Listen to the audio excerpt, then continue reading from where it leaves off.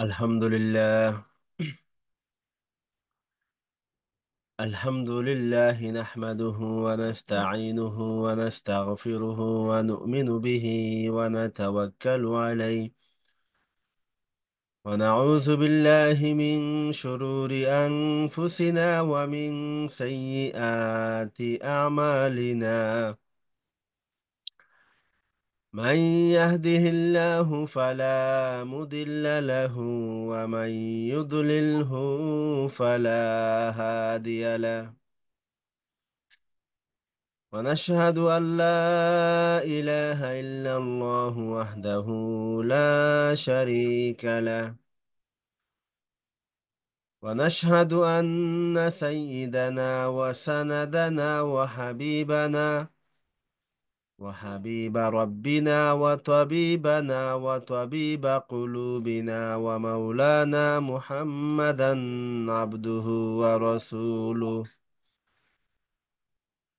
أرسله الله بالحق بشيرا ونذيرا، وداعيا إلى الله بإذنه وسراجا منيرا. أما بعد، فأعوذ بالله من الشيطان الرجيم. بسم الله الرحمن الرحيم.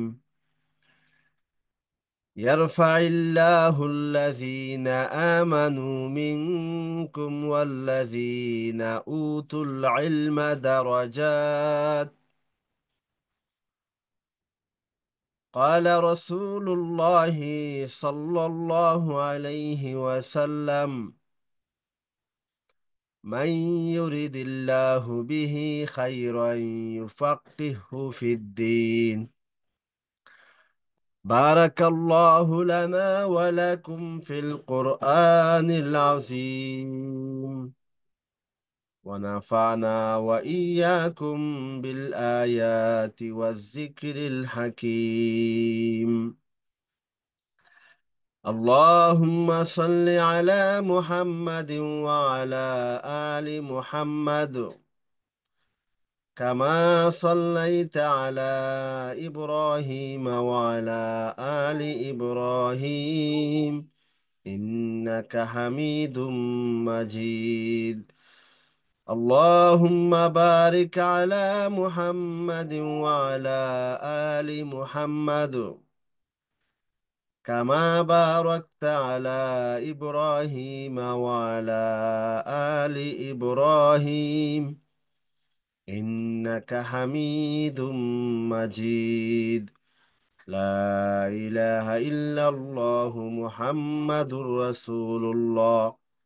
لا إله إلا الله محمد رسول الله.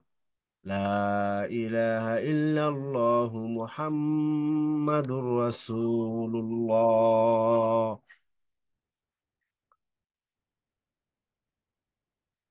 رب اشرح لي صدري ويسر لي أمري واحلل عقدة من لساني يفقه قولي. ربي زدني علما. মহান আল্লাহ সুবহানাহু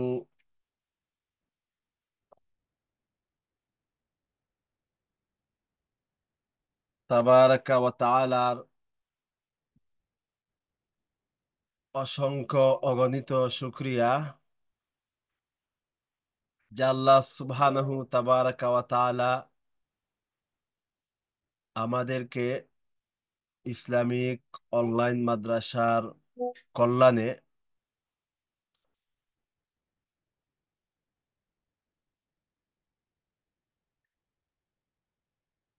আজকের এই উন্মুক্ত প্রশ্ন উত্তর ক্লাসে উপস্থিত হওয়ার, বসার শরীক হওয়া রব্বে কারিম যে তৌফিক দিয়েছেন, এজন্য আমরা সবাই বলি আলহামদুলিল্লাহ।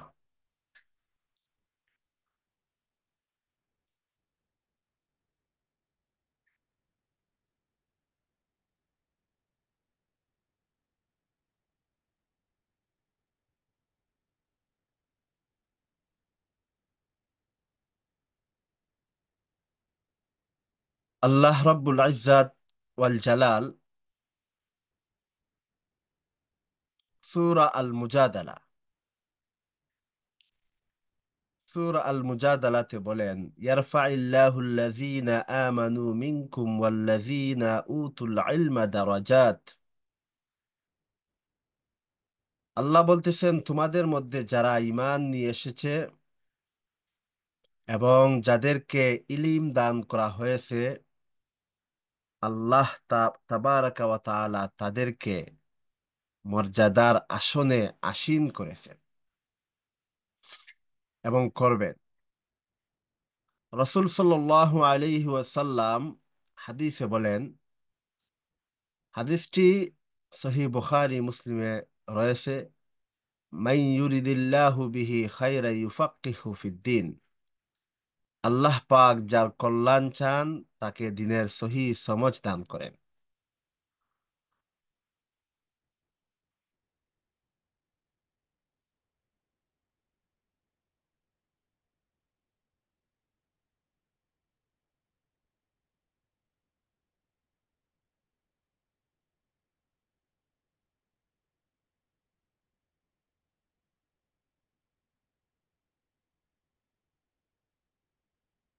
প্রশ্ন হচ্ছে, আমরা ইলিম শিখবো কিভাবে, ফিক শিখবো কিভাবে? হযরত আব্দুল্লাহ ইবনে মাসউদ রাদিয়াল্লাহু তাআলা আনহু বলেন, ইন্না আহাদাকুম লাম ইউলাদ আলিমা। তোমাদের কেউই আলিম হয়ে তার মার গর্ভ থেকে জন্ম লাভ করেনি। ওয়া ইন্নামাল ইলমু বিত্তাআল্লুম। ইলিম তো হাসিল হবে শিক্ষার মাধ্যমে।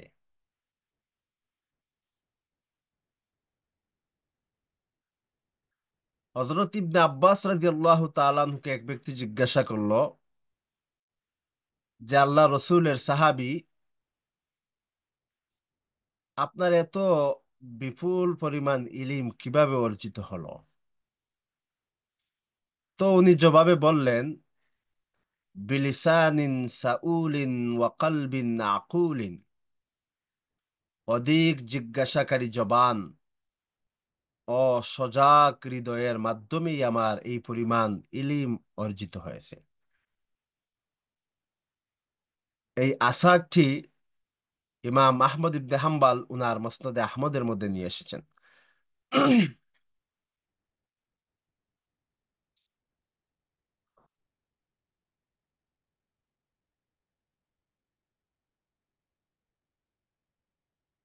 বিখ্যাত তাবী হযরত মুজাহিদ রাহমাতুল্লাহি তাআলা আলাইহি বলেন, লা ইয়াতাআল্লামুল ইলমা মুস্তাহিন ওয়ালা মুস্তাকবিরুন। অনর্থক, লজ্জাকারী ও অহংকারী ইলিম থেকে অবশ্যই সে বঞ্চিত হবে। কেননা সে তার অনর্থক লজ্জার দরুন সে জিজ্ঞাসা করবে না কাউকে, এবং অহংকারী সে তার অহংকারের দরুন কোনো আলেমকে, মুফতিকে জিজ্ঞাসা করবে না, যে জন্য সে ইলিম থেকে বঞ্চিত হবে।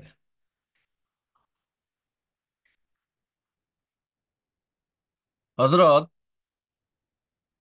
আয়েশা রাদিয়াল্লাহু তাআলা আনহা আনসারী নারীদের প্রশংসায় উনি বলেন, হাদিসটি সহিহ বুখারীতে রয়েছে, নি'মান নিসাউ নিসাউল আনসার। আনসারী নারীরা নারীরা কতই না উত্তম। লাম ইয়ামনাহুন্নাল হায়াউ আইয়াতাফাক্কাহনা ফিদ্দিন। দ্বীনের গভীর জ্ঞান অর্জন করার ক্ষেত্রে লজ্জা তাদের জন্য বাধা হয়ে দাঁড়ায়নি। এই হাদিসটি সহিহ বুখারীতে রয়েছে।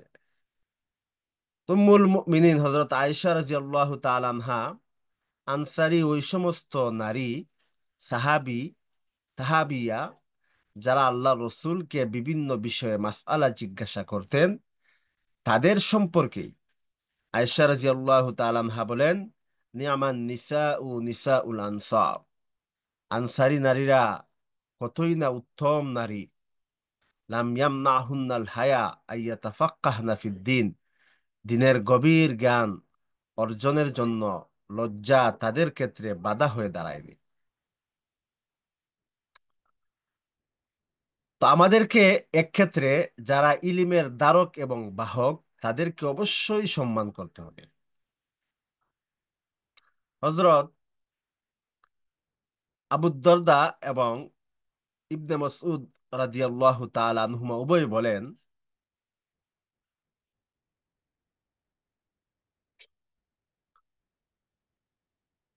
কুন আলিমান, তুমি আলেম হও, আও মুতাআল্লিমান, অথবা ছাত্র হও, আও মুহিব্বান, অথবা মহব্বতকারী হও আলেমকে, আও মুত্তাবিআন, অথবা আলেমের অনুসারী হও, ওয়ালা তাকুনিল খামিসা ফাতাহলিকা, তুমি পঞ্চম ব্যক্তি হইও না, অর্থাৎ আলেম বিদ্বেষী হইও না, ফাতাহলিকা, তাহলে তুমি ধ্বংস হয়ে যাবে।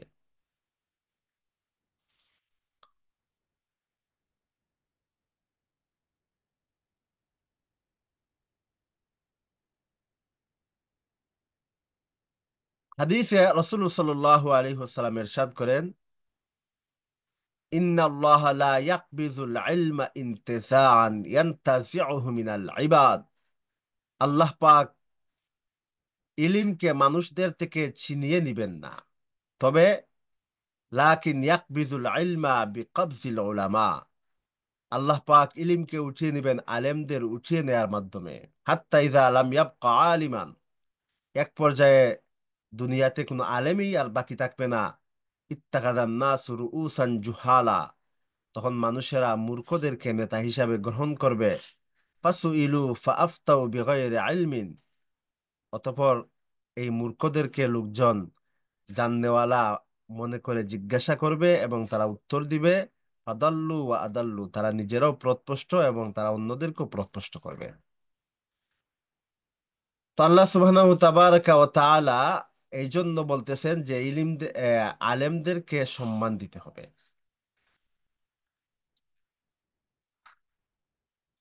ইন্নামা ইয়াখশাল্লাহা মিন ইবাদিহিল উলামা, আল্লাহ নিজে বলতেছেন যে আমাকে আলেমরাই ভয় করে।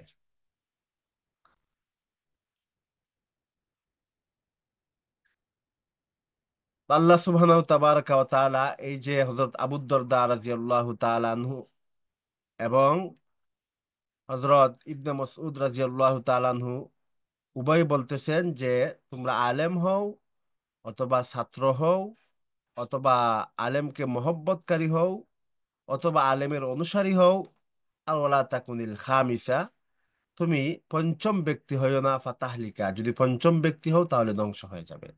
আল্লাহ সুবহানাহু তাবারাকা ওয়া তাআলা আমাদেরকে আলেম হওয়ার, ছাত্র হওয়ার, আলেমকে মহব্বতকারী হওয়ার, আলেমের অনুসারী হওয়ার তৌফিক দান করুক। আল্লাহ সুবহানাহু তাবারাকা ওয়া তাআলা আমাদেরকে পঞ্চম ব্যক্তি তথা আলেম বিদ্বেষী হওয়ার তৌফিক না করুক। আল্লাহ এর থেকে আমাদেরকে মুক্তি দান করুক, ক্ষমা করুক। নতুবা তো আমরা যদি আলেম বিদ্বেষী হই তাহলে ধ্বংস হয়ে যাব। আল্লাহ পাক রব্বুল আলামিন আমাদের সবাইকে হেফাজত করুক। আমি আর এদিকে কথা না বাড়িয়ে আমি আমাদের ধারাবাহিক যে অধিবেশন প্রশ্ন এবং উত্তর সেদিকেই চলে যাব এখন ইনশাল্লাহ। তো আমি প্রশ্ন এবং উত্তরের এই অধিবেশনে চলে যাবার পূর্বে আমাদের এই অধিবেশনের যেই স্বাভাবিক যেই নিয়ম, যারা অতীতে আমাদের এই ক্লাসে দার্সে দারসুল ফিকহে আপনারা জয়েন হয়েছেন, উপস্থিত হয়েছিলেন, আপনাদের অনেকেই জানেন। আজকে যারা নতুন উপস্থিত হয়েছেন তাদের উদ্দেশ্যে আমি দু একটি কথা বলবো আমাদের এই এখানের নিয়ম নীতি সম্পর্কে। আমাদের এখানে নিয়ম হচ্ছে যারা দিনী বোনরা আছেন তারা অবশ্যই লিখে প্রশ্ন দিবেন, আর দিনী ভাইয়েরা যারা আছেন তারাও লিখে দিবেন। যদি এমন হয় দিনী কোনো ভাই যাদের প্রশ্ন অতি লম্বা, বোঝানো মুশকিল, অথবা উনি বাংলা লিখতে জানেন না, তাহলে উনি হ্যান্ড রাইজ করে রাখতে পারেন। ইনশাল্লাহ সময় সুযোগ বুঝে আমি ইনশাল্লাহ কথা বলার সুযোগ দিব। যারা প্রশ্ন লিখবেন তাদের বিষয়, তাদের ব্যাপারে হচ্ছে দুই একটি পরামর্শ। আপনারা যারা প্রশ্ন লিখবেন বা প্রশ্ন লিখবেন বা অলরেডি লিখে দিয়েছেন, একটি প্রশ্নকে আপনারা যখন লিখবেন অতি সংক্ষেপে লিখবেন। দ্বিতীয় যে বিষয়টি হচ্ছে, আপনারা বাংলিশে লিখবেন না, বাংলাতেই লিখবেন। তৃতীয় বিষয় হচ্ছে, আপনি প্রশ্ন লিখে উঠে যাবেন, তারপর আবার এসে বলবেন যে আমি আসলে প্রশ্নের উত্তর সঠিকভাবে বুঝিনি। এমনটা যেন না হয়। আপনি যখন জয়েন হয়েছেন, যখন প্রশ্ন করেছেন, আপনি শুনেন। হয়তো অন্য আরেকটি বিষয় যেটা আপনার কোনো একদিন আপনার ইচ্ছা ছিল কাউকে জিজ্ঞাসা করবেন, তারপর আপনি ভুলে গেছেন, এখন হয়তো ওই জিনিসটা আজকে আলোচনা হচ্ছে, তাহলে এটাও আপনার এম, ইলিমের মধ্যে, আপনার ইলিমের যেই বাক্স আছে সেখানে আপনার সংযোজন হয়ে যাবে। চতুর্থ বিষয় হচ্ছে, যখন আপনি প্রশ্ন লিখবেন তখন একই প্রশ্নকে বারংবার দিবেন না। যে আমার প্রশ্নের উত্তর যখন আসতেছে না, তো আমি আবার দিচ্ছি, আবার দিচ্ছি, আবার দিচ্ছি। হ্যাঁ, এমনটা যেন না হয়। আমাদের এখানে ধারাবাহিক প্রশ্ন আসতেছে, ধারাবাহিক সিরিয়াল যিনি আগে দিবেন তারটা আগেই শুরু হবে। ইনশাল্লাহ ধারাবাহিক ভাবেই আমরা প্রশ্নের উত্তরের দিকে যাব। সেজন্য আপনি তাড়াহুড়া না করে, আপনি প্রশ্ন করেছেন, একবার করেন। অবশ্যই আপনার প্রশ্ন পাঠ না করে, অর্থাৎ সবগুলা প্রশ্ন পড়া শেষ না করে ইনশাল্লাহ ক্লাস শেষ হবে না। আমাদের যতটুকু সময় আছে আমরা ততটুকুই প্রশ্ন নিব, যতটুকু আমাদের জন্য আনসার বা উত্তর দেওয়া সম্ভব ততটুকু প্রশ্নই আমরা নিব। এর চেয়ে অতিরিক্ত প্রশ্ন আমরা অবশ্যই নিচ্ছি না বা নিব না। আমরা প্রশ্নের অপশন অফ করে দিব। সুতরাং আপনার প্রশ্ন যদি একবার লিখে দেন, অবশ্যই ক্লাস শেষ হওয়ার পূর্বে আপনার এই প্রশ্ন নিয়ে আলোচনা হবে। সুতরাং একই প্রশ্নকে একাধিকবার আপনি পোস্ট করবেন না। আল্লাহ সুবহানাহু তাবারাকা ওয়া তাআলা এই দুই একটি বিষয় যদি আমরা মানি, তাহলে আমাদের আমাদের যে নিয়ম শৃঙ্খলা বজায় থাকবে। আমাদের এই বসা এবং কথা বলা, কথা শোনা, প্রশ্ন এবং উত্তর সবকিছুই আমাদের সহজ সুন্দর হবে এবং আমাদের নাজাতের হয়তো উসিলা হয়ে যেতে পারে। আল্লাহ সুবহানাহু তাবারাকা ওয়া তাআলা আমাদের এই আজকের এই ক্লাসকে কবুল করুক। আমি এই মুহূর্তে আমাদের প্রশ্ন উত্তর পর্বের প্রথম যিনি প্রশ্ন করেছেন, যিনি, ওনার প্রশ্ন দিয়েই আজকের প্রশ্ন এবং উত্তর অধিবেশনের সূচনা ইনশাল্লাহ করতে যাব।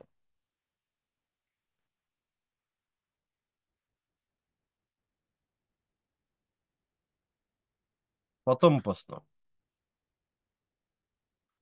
উস্তাদ এই প্রশ্নটার উত্তর জানা খুবই দরকার।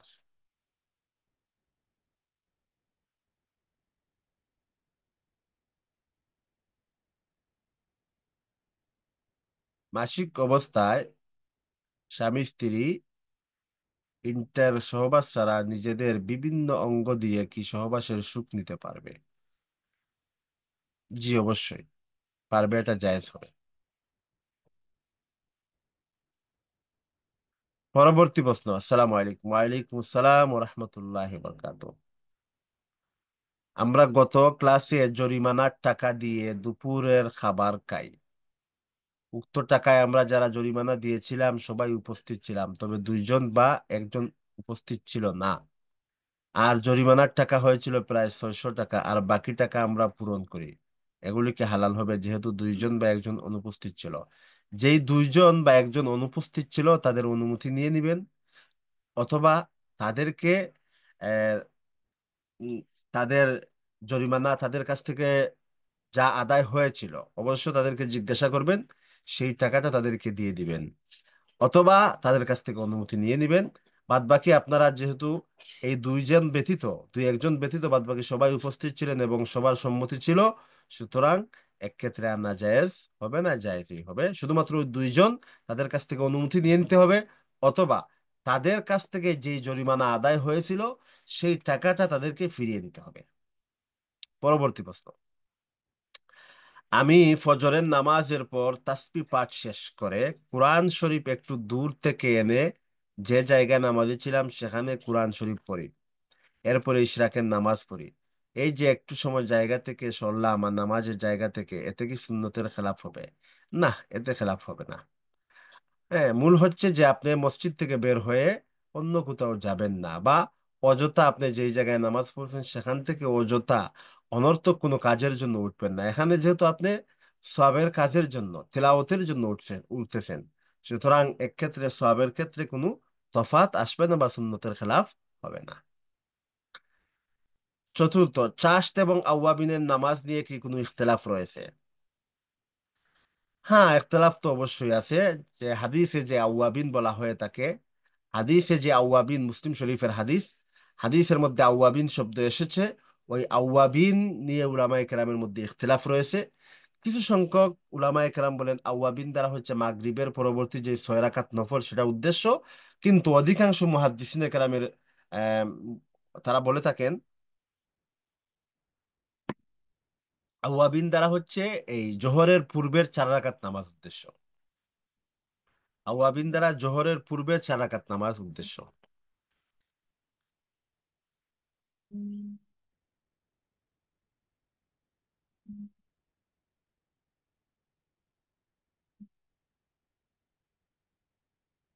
চাশত এবং আওয়াবিনের নামাজ নিয়ে কোনো ইখতিলাফ বলতে হচ্ছে চাশতের যেই নামাজ, কিছু সংখ্যক উলামায়ে কেরাম, অধিকাংশ উলামায়ে কেরাম বলেন যে, মুহাদ্দিসিনে কেরাম বলেন যে আউয়াবিন, হাদিসের মধ্যে মুসলিম শরীফের হাদিসে যে আউয়াবিনের কথা এসেছে, সেখানে আউয়াবিন দ্বারা মূলত চাশতের নামাজ উদ্দেশ্য। আর কিছু সংখ্যক উলামায়ে কেরাম বলেন যে না, আওয়াবিন দ্বারা উদ্দেশ্য হচ্ছে মাগরিবের পর 6 রাকাত নফল উদ্দেশ্য। সুতরাং এখানে যদি আপনি বলেন যে কোনটা গ্রহণযোগ্য বা বিশুদ্ধ কোনটি, তাহলে বলবো যে এক্ষেত্রে অধিকাংশ উলামায়ে কেরামের বক্তব্য হচ্ছে, এবং আহ, যে আওয়াবিন দ্বারা মূলত চাষ্ট উদ্দেশ্য। আর কিছু সংখ্যক উলামায়ে কেরাম যারা বলেন ওদের এই মাগরিবের পর 6 রাকাত নফল, আহ, এখানে হচ্ছে বিষয়টা যে এই মাগরিবের নামাজের পর আল্লাহ রসুল সাল্লাল্লাহু আলাইহি ওয়াসাল্লাম নফল ইবাদতে লিপ্ত থাকতেন। সুতরাং আওয়াবিন নাম না দিয়েই হোক, এমনিতেই যদি নফল নামাজ কেউ পড়ে, তাহলে এটা অবশ্যই ইবাদতের সময়। আল্লাহ রসুল সাল্লাল্লাহু আলাইহি ওয়াসাল্লাম এই সময় অধিকাংশ সময় ইবাদতে লিপ্ত থাকতেন। পরবর্তী প্রশ্ন, ওয়াজ মাহফিল বা ইজতেমার পর যে দোয়া হয় তা কি সুন্নাত? ওয়াজ মাহফিল বা ইজতেমার পর যে দোয়া হয় সেটাকে সুন্নত বলা যাবে না, আবার বিদাতও বলা যাবে না, জায়েজ।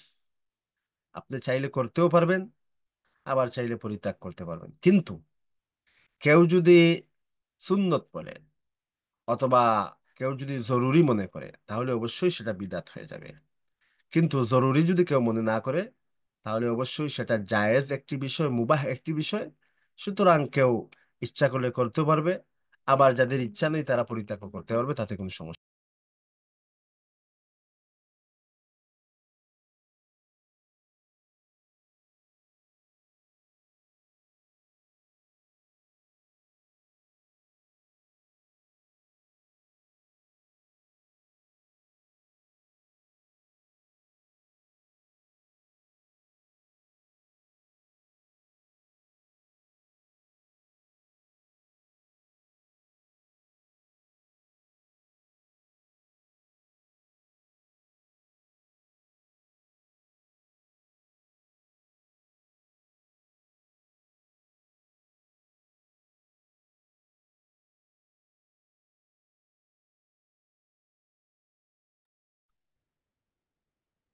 পরবর্তী প্রশ্ন, যে কোনো নফল নামাজ সিজদার সময় কোরআন তেলাওয়াতের পর দোয়া করা কি মুস্তাহাব?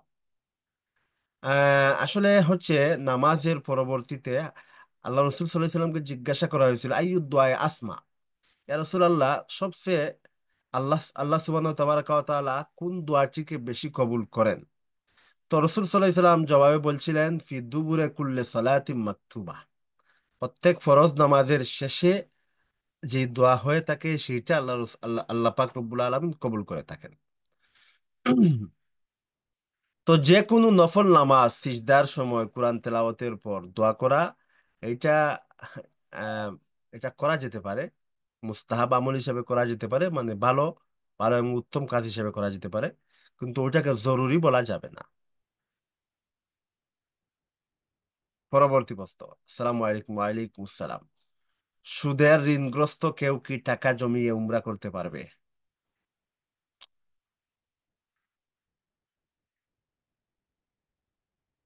সুদের ঋণগ্রস্ত বলতে হচ্ছে উনি উনার কাছে অনেকজন সুদ পায়। যদি উনি উনার কাছে যদি লোকজন সুদ পায়, অর্থাৎ উনি ধার নিয়ে এসেছিলেন, তারপর এখন এখন লাভে সুদে উনি সুদ করতেছেন, তাহলে এমত অবস্থায় এই যে উনি সুদ নিয়ে আসলেন, উনি ঋণগ্রস্ত, সুদের ঋণগ্রস্ত, এই জন্য তো অবশ্যই উনি আল্লাহর কাছে ক্ষমা চাইবেন। এটা গুনার কাজ, আল্লাহর কাছে কবিরা গুনাহ, আল্লাহর কাছে ক্ষমা চাইবেন। এবং এখন যদি উনি টাকা জমিয়ে উমরা করতে যান তাহলে অবশ্যই যেতে পারবেন। এখানে এই ঋণ, সুদের ঋণগ্রস্তের সাথে উমরার কোনো সম্পর্ক নেই। তবে অবশ্যই এই সুদ গ্রহণ এবং সুদ নেয়া উভয়টাই কবিরা গুনাহ, এই জন্য অবশ্যই উনাকে আল্লাহর কাছে ক্ষমা চাইতে হবে, খালিস ভাবে আল্লাহর তওবা করতে হবে।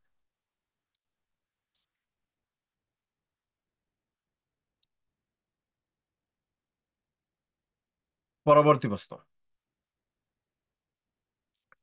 কারো 7 দিনে হায়েস শেষ হয়, শেষ হওয়ার পর সে সহবাস করতেছে, তার কিছুদিন পর আবার হায়েজের মতো রক্ত যাচ্ছে, 15 দিনের আগে তো হায়েজ হয় না, তাহলে তারা ওই যে সময় সহবাস করেছে এই জন্য কি গুনাহ হবে? যেহেতু 7 দিন, 7 দিন, 7 দিনের পর যে রক্তস্রাব সেটা 15 দিনের আগে হয়েছে, সুতরাং এটা ইস্তেহাজা। তখন রক্তস্রাব যেটা হচ্ছে ইস্তেহাজা, ওই সময় যদি স্বামীর সাথে সহবাস করা হয় তাহলে গুনাহ হবে না।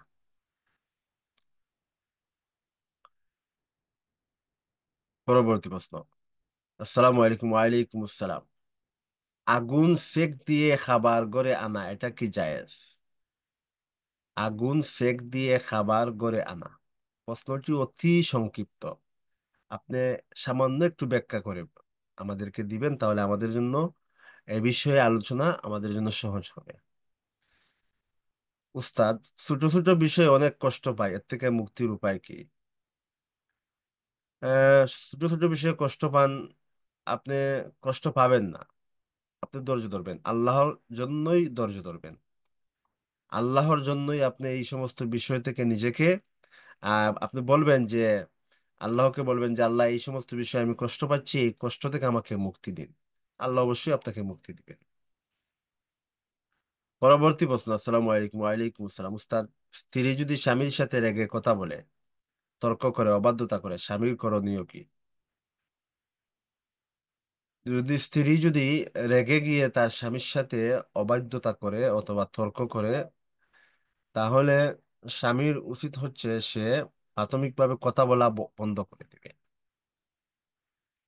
যদি কথা বলা বন্ধ করে দেওয়ার পর যদি স্ত্রী শায়েস্তা না হয়, তাহলে বিছানা পৃথক করবে, স্বামী অন্য কোনো রূপে গিয়ে সে বেশ কিছুদিন বসবাস করবে। তারপরে যদি সম্ভব না হয়, তাহলে সে মৃদু প্রহার করতে পারবে। তারপরে যদি তার স্ত্রী যদি আহ বাধ্য না হয়, বরং অযথা অন্যায়ভাবে সে স্বামীর অবাধ্য হয়, তাহলে হচ্ছে তখন আহ, ফাবাসু হাকামাম মিন আহলিয়া ওয়া হাকামাম মিন আহলি, অর্থাৎ স্ত্রীর পরিবারের দুজন লোককে নিয়ে এসে তাদের সামনে বিষয়টা বিস্তারিত বলতে হবে। এবং তখন এরপরও আহ, যদি স্ত্রী অবাধ্যতাকে সে পরিহার না করে, আহ, তাহলে যদি আপনি আপনার ইচ্ছা, আপনি যদি চান তাহলে এভাবেই মেনে নিতে পারবেন, নতুবা আপনি ভিন্ন চিন্তাও করতে পারবেন। তবে হাদিসের মধ্যে এসেছে, আল্লাহ রসুল সাল্লাল্লাহু আলাইহি সাল্লাম বলছেন যে মেয়েদেরকে, নারীদেরকে বাঁকা হাড় থেকে তৈরি করা হয়েছে, সুতরাং একেবারেই তাদেরকে সোজা করা যাবে না। যদি একেবারেই সোজা করতে যান তাহলে ভেঙে যাবে, সেই জন্য আপনাকে গোঁজামিল দিয়েই চলতে হবে। আল্লাহ পাক রব্বুল আলামিন আপনার সংসারকে সুখী করুক, আমিন ইয়া রাব্বাল আলামিন। পরবর্তী প্রশ্ন। আসসালামু আলাইকুম। ওয়ালাইকুম আসসালাম। আমার পায়ের সমস্যা, ডক্টর বলেছে চেয়ারে বসে নামাজ পড়তে, আমি কি চেয়ারে বসে কাঠের চুলে সেজদা করতে পারবো, নাকি শুধু ইশারায় সেজদা দিব? জানো, আমাকে একজন বলেছে যে কাঠের টুলে সেজদা দেওয়া যাবে না, জায়েজ নাই। আপনি চেয়ারে বসবেন, আপনি চেয়ার প্রথমে হচ্ছে মাটিতে বসবেন। মাটিতে বসে তারপর যদি রুকু সেজদা করতে পারেন তাহলে আহ, রুকু কিয়াম যদি করতে পারেন, কিয়াম এবং রুকু যদি করতে পারেন তাহলে করবেন। যদি সেটা সম্ভব না হয় তাহলে শুধুমাত্র বসে আপনি ইশারায় নামাজ পড়বেন। যদি আপনি বসে নামাজ পড়া সম্ভব না হয় তাহলে আপনি চেয়ারে বসে, মাটিতে বসে সম্ভব না হয় চেয়ারে বসে, চেয়ারে বসে ইশারার মাধ্যমে রুকু সেজদা করবেন। হ্যাঁ, ইশারা চেয়ারে বসে কাঠের টুলে সেজদা, এটা ঠিক হবে না, এটা আম, উচিত হবে না, এবং এমনকি এটা নামাজের তরিকাও না। আপনি চেয়ার হয়তো মাটিতে বসবেন, বসে ইশারায় রুকু সেজদা করবেন, অথবা আপনি চেয়ারে বসে ইশারার মাধ্যমে রুকু সেজদা করবেন।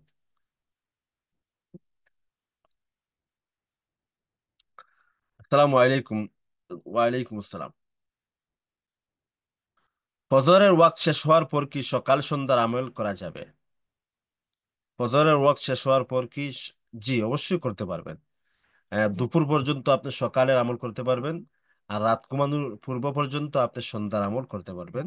তবে অবশ্যই উত্তম হচ্ছে আপনি ফজরের নামাজের পূর্বে সকালের আমল শেষ করে নেবেন, আর হচ্ছে মাগরিবের নামাজের পূর্বেই আপনি সন্ধ্যার আমলগুলো শেষ করে নেবেন, এটাই হচ্ছে উত্তম। ব্যাংকে চাকরি করে এমন কেউ টাকা দিয়ে দিলে সেই টাকা কি মসজিদে দান করা যাবে? না, ওইটা গরিব এবং মিসকিনকেই দান করতে হবে। ওইটা মসজিদে দিতে পারবেন না। মাদ্রাসাতে, মাদ্রাসার এতিম মিসকিন যারা রয়েছে তাদেরকে দিতে পারবেন। নিজে ভক্ষণ করতে পারবেন না যদি আপনি সামর্থ্য হন, আপনার সামর্থ্য থাকে। শুধুমাত্র গরিব মিসকিনকেই ওই টাকা সদকা করে দিতে হবে।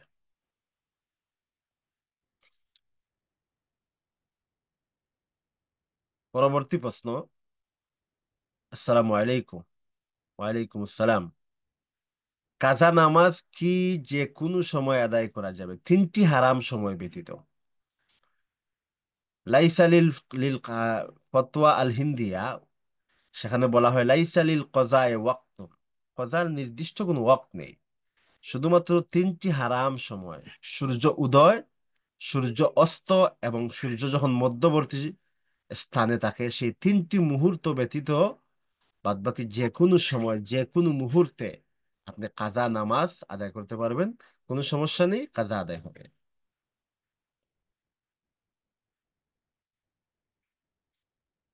পরবর্তী প্রশ্ন। উস্তাদ, অজুর সময় থুতনির নিচের অংশকেও কি পানি পৌঁছাতে হবে? দেখেন, আপনাকে চেহারা ধুতে হবে অজুতে। আর চেহারা বলতে কি? চেহারা হচ্ছে আপনার সামনে একজন লোক দাঁড়িয়ে আপনার মুখের যতটুকু অংশ সে দেখতে পারবে ততটুকুই হচ্ছে চেহারা। তো এক কানের লতি থেকে অন্য কানের লতি, এবং চুলের গোড়া থেকে নিয়ে থুতনির নিচ পর্যন্ত। সুতরাং থুতনির নিচের অংশকেও আপনার পানি পৌঁছাতে হবে, যেহেতু সেটাও আহ আহ, মুখের অংশ। নামাজের মধ্যে সূরা পড়ার সময় কি মাদ গুন্না সহকারে পড়তে হবে?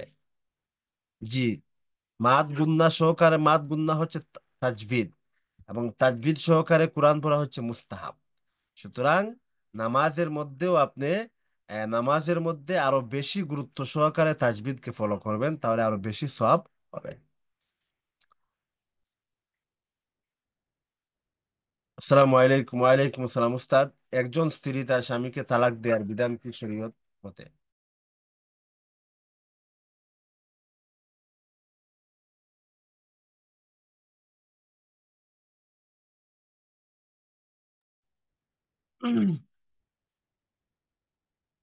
একজন স্ত্রী তার স্বামীকে তালাক দেওয়ার বিধান কি ইসলামী শরীয়তে?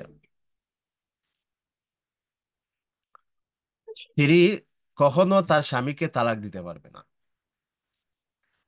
হ্যাঁ, যদি স্বামী তার স্ত্রীকে তালাকের অধিকার দিয়ে থাকে সরাসরি স্পষ্টভাবে, তাহলেই কেবল তখন স্ত্রী তার স্বামীকে তালাক দিতে পারবে, নতুবা স্ত্রী তার স্বামীকে কখনোই তালাক দিতে পারবে না।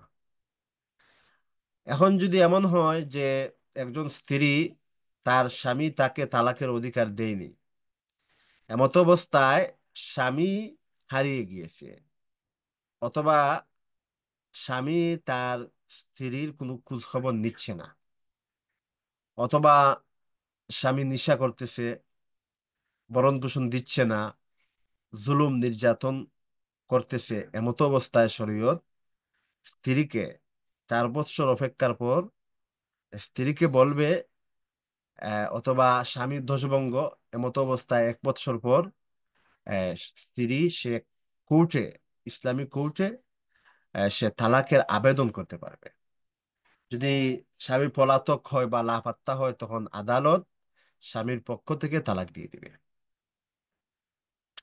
এক্ষেত্রে আমাদের আরেকটি বিষয় অত্যন্ত গুরুত্বের সাথে উল্লেখ করতে হয়, যেটা হচ্ছে বর্তমানে আমাদের বাংলাদেশ সরকারের যেই বিধি, বিবাহ তালাকের যে বিধিমালা, সেই বিধিমালার আলোকে যেই কাবিননামা যেটা প্রণয়ন করা হয়েছে, সেই কাবিননামার 18 নং ধারা, একটি ধারা আছে সেখানে আহ, অনেক ক্ষেত্রে স্বামী জানেই না, অথচ স্ত্রীকে তালাকের অধিকার দিয়ে দেয়া হচ্ছে, যেটা কাজী সাহেবের মাধ্যমে দিয়ে দেয়া হয় তাকে। স্বামী এ সম্পর্কে সম্পূর্ণই আহ অজ্ঞ, স্বামী এ সম্পর্কে কিছুই জানে না। তাহলে এমত অবস্থায় যদি স্ত্রী তার এই কাবিননামার আলোকে, অর্থাৎ কাবিননামাতে তাকে তালাকের অধিকার দেয়া হয়েছে, সেই আলোকে যদি স্ত্রী তার স্বামীকে তালাক দিতে চায়, তাহলে কি তালাক পতিত হবে কি হবে না? এই প্রশ্নের জবাব হচ্ছে, যেহেতু স্বামী সে স্বেচ্ছায় অথবা তার অগোচরে স্ত্রীকে কাবিননামায় তালাকের অধিকার দিয়ে দেয়া হয়েছে, সুতরাং আল্লাহর নিকট, আল্লাহর আদালতে, আল্লাহর বিচারে এটাকে বলা হয় ফিকহের পরিভাষায় দিয়ানতান ফিমা বাইনাহু ওয়া বাইনাল্লাহ। দিয়ানতান অর্থাৎ দিয়ানতান বা ফিমা বাইনাহু বাইনাল্লাহ, আল্লাহর নিকট এই স্ত্রী কখনোই এই কাবিননামার মাধ্যমে তালাকের অধিকার প্রাপ্ত হবে না। সুতরাং এই কাবিননামা দেখিয়ে যদি স্ত্রী তার স্বামীকে তালাক দেয়, সেই তালাকটা গ্রহণযোগ্য হবে না। পরবর্তী প্রশ্ন। আমি একটা তালিমে দেখেছি যে উনারা মাহরাম ছাড়া 2 জন মহিলা একসাথে সফর করেন। এখন এটা কতটুকু জায়েজ? দেখেন, দারুল উলুম দেওবন্দ, দারুল উলুম করাচি, দারুল উলুম বিন্নুরি টাউন সহ উপমহাদেশের প্রায় সিংহভাগ মাদ্রাসার ফতোয়া হচ্ছে, দারুল ইফতার ফতোয়া হচ্ছে যে মহিলাদের জন্য দিন প্রচারের নামে নিজ ঘর থেকে বাহিরে বের হয়ে দাওয়াত দেওয়ার কোনো নিয়ম নেই। এমন কোনো নিয়ম কুরআন হাদিস বা ইসলামের প্রাথমিক যুগে নেই, ছিল না। সুতরাং তালিমের উদ্দেশ্যে, দিন প্রচারের উদ্দেশ্যে কোনো মহিলা মাহরাম ব্যতীত তার ঘর থেকে বের হয়ে অন্য কোথাও যেয়ে সে দিন প্রচার করতে পারবে না, তালিম করতে পারবে না। এটা মহিলাদের জন্য কখনোই জায়েজ হবে না। দিন প্রচার তো হচ্ছে ফরজে কেফায়া, যেটা ফরজে আইন, নামাজ। যে নামাজ রসুল সাল্লামের জমানায় মহিলা সাহাবিগণ মসজিদে গিয়ে পড়েছিলেন, ফুকাহায়ে কেরাম ফিতনার জন্য সেই নামাজের ক্ষেত্রেও মহিলাদেরকে মসজিদে যেতে বারণ করেছে। তখন মহিলাদের জন্য ফিকহে হানাফির দৃষ্টিতে মহিলাদের জন্য মসজিদে গিয়ে নামাজ পড়া হচ্ছে মাকরুহে তাহরিমি। যেখানে নামাজ পড়তে পারতেছেন না মসজিদে গিয়ে, সেখানে দাওয়াত কিভাবে দিবেন? হ্যাঁ, যদি উনি দিতেই চান তাহলে মাহরাম সহ যাবেন। পরবর্তী প্রশ্ন। উস্তাদ, মনের কষ্ট শেয়ার করার জন্য কারো নাম উল্লেখ না করে যদি তার বিষয়ে অন্য কারো কাছে বলা হয় এবং শ্রোতা যদি বুঝতে পারে যে কার বিষয়ে বলা হচ্ছে, তাহলেও কি গীবত হবে? জি, গীবত হবে। কেন, এখানে তো আপনি ইশারা ইঙ্গিতে বলতেই চাচ্ছেন, বা আপনি ওই ইশারা ইঙ্গিতে বা পরিবেশ পরিস্থিতিতে ওই যে লোককে বুঝিয়ে দিচ্ছেন যে কার বিষয়ে আপনি বলতে চাচ্ছেন, সুতরাং এটাও গীবতের অন্তর্ভুক্ত হবে। পরবর্তী প্রশ্ন। আসসালামু আলাইকুম। ওয়ালাইকুম। খাওয়ার সময় সালাম দেওয়া যায় কি না? দেখেন, খাওয়ার সময় সালাম দেয়া হচ্ছে সালামের আদবের খেলাফ। আদবের খেলাফ দিতে পারবেন, সমস্যা নেই, গুনাহ হবে না। কিন্তু আপনি সালাম দিচ্ছেন, এর অর্থ হচ্ছে আপনি তার কাছে সওয়াল করতেছেন যে আমাকেও খানাতে শামিল করে নাও। সুতরাং এজন্য তাকে সালাম দেওয়া উচিত না। হ্যাঁ, কিন্তু যদি এমন হয় যে আপনি খাবেন না, আবার আপনি এখানে বসে থাকাও বেশ সময় সম্ভব না, এমত অবস্থায় তাকে সালাম দিয়েছেন, সুতরাং আপনার প্রয়োজনটা পূর্ণ করে আপনি চলে যাবেন। আপনার উদ্দেশ্য তা, আপনি, সে যদি আপনাকে খাবারের জন্য ডাকে তাহলেও বসবেন না। তাহলে যেহেতু এখানে সোয়াল হচ্ছে না, সুতরাং আপনি সালাম দিতে পারবেন। খানার সময় সালাম দেয়া না জায়েজ না। আদবের খেলাফ।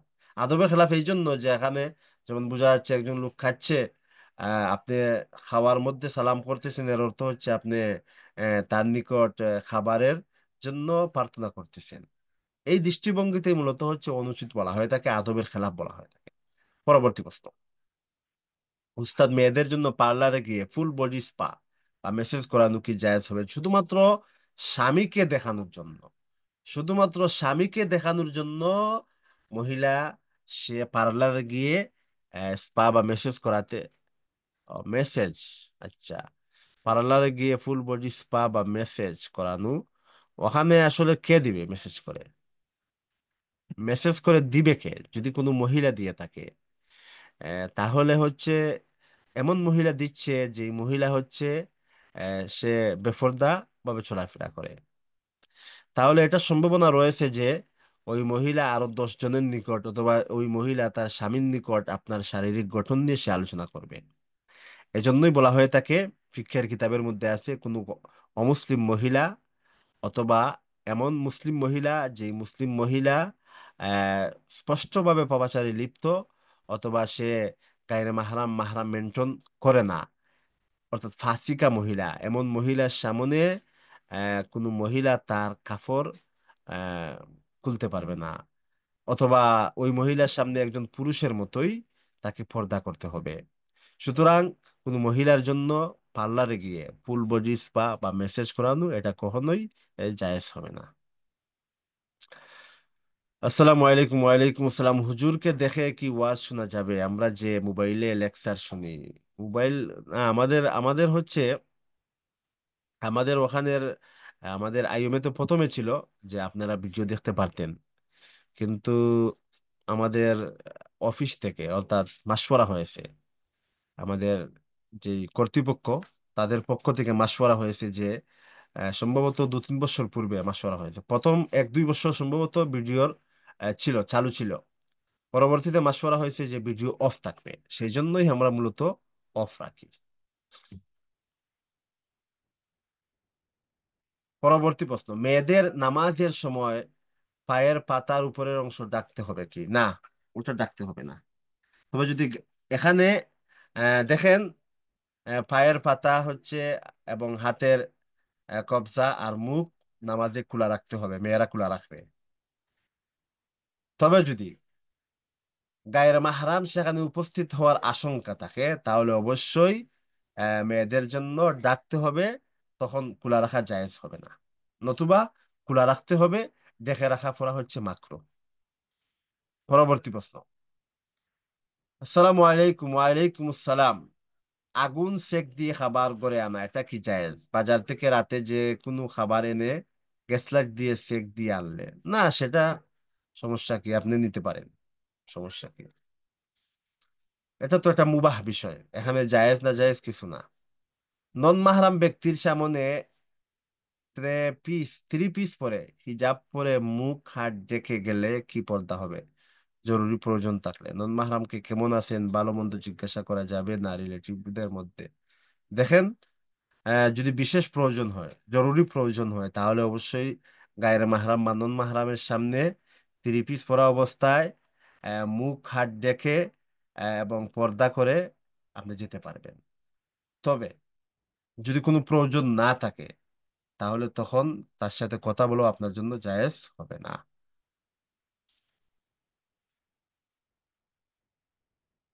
কারো ব্যাপারে ভালো কিছু বলাও কি গীবত হবে? না, ভালো বলা গীবত হবে না। আপনি, গীবত হচ্ছে এমন জিনিস যেটা সে যদি শুনে তাহলে অপছন্দ করবে। কারো মন্দ আলোচনা, এটাই হচ্ছে গীবত। উস্তাদ, স্ত্রীর অধিকার কি স্বামীর কাছে? অনেক অধিকার আছে, এবং প্রথম অধিকার হচ্ছে বিয়ের সাথে সাথে সে মোহর দিতে হবে তাকে। দ্বিতীয় অধিকার হচ্ছে তাকে বাসস্থান দিতে হবে, এবং তাকে অন্ন বস্ত্র বাসস্থান অর্থাৎ খাদ্য দিতে হবে, কাপড় দিতে হবে, প্রতি 6 মাসে একবার কাপড় দিতে হবে, এবং মধ্যম ধরনের কাপড় দিতে হবে এবং খাবার দিতে হবে। তাছাড়া হচ্ছে আহ, শারীরিক সম্পর্ক চাহিদা অনুযায়ী তার সাথে সময় দিতে হবে।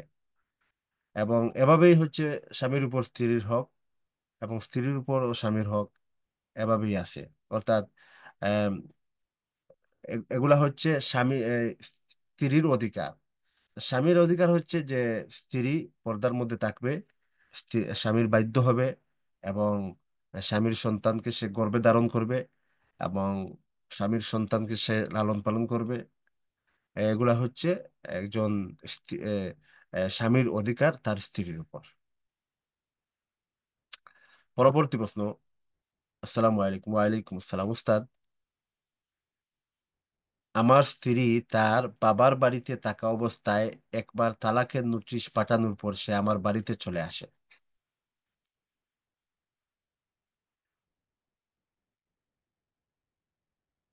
দ্বিতীয় তালাক দেয়া হয় ঝগড়ার কারণে, তারপর আবার ফিরিয়ে নেওয়া হয়। তৃতীয়বার কাজী ডেকে এনে তাকে তার মোহরের টাকা দিয়ে ডিভোর্সের কাগজে তাকে আগে স্বাক্ষর করানো হয়। কাগজে কি লেখা ছিল সেটা আমি বা আমার স্ত্রী কেউ পড়েনি।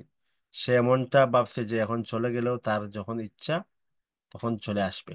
কিন্তু আমি তাকে মুখে তালাক না বললেও কাগজে কি লেখা সেটা না পড়লেও আমি এটা জানতাম যে সে স্বাক্ষর করার পর আমি স্বাক্ষর করলে 3 তালাক হয়ে যাবে। এখন আমার স্ত্রী আবার আসতে চায়, কিন্তু আমি বলেছি তুমি স্বাক্ষর দিয়ে সব সম্পর্ক শেষ করে দিছো, আর কোনো রাস্তা খোলা নেই। এ বিষয়ে শরিয়া কি বলে জানতে চাচ্ছি। স্ত্রী স্বাক্ষর দিলে তো হবে না, আপনি কি স্বাক্ষর দিয়েছেন অথবা আপনি কি মুখে কিছু বলেছেন, সেইটা একটু আমাদেরকে আরো বিস্তারিত বলেন। পরবর্তী প্রশ্ন। মাহরাম না থাকলে শুধু দুইজন নারী একসাথে কি সফরের দূরত্বে যেতে পারবে? না, যেতে পারবে না। মাহরাম, মাহরাম সহই অবশ্যই যেতে হবে। জন্মদিন উপলক্ষে কেউ কোনো উপহার দিলে, যেমন কেক, জামা কাপড় ইত্যাদি নেয়া এবং ব্যবহার করা যাবে কি? দেখেন, যদি সেগুলা হালাল মাল থেকে দেয় এবং যা দিচ্ছে সেগুলো হালাল হয়, তাহলে অবশ্যই তো সেগুলো আপনি ব্যবহার করতে পারবেন। কিন্তু এগুলা কখনো উত্তম না, সেই জন্য উলামায়ে কেরাম মাশওয়ারা দিয়ে থাকেন যে এগুলা সদকা করে দিবেন।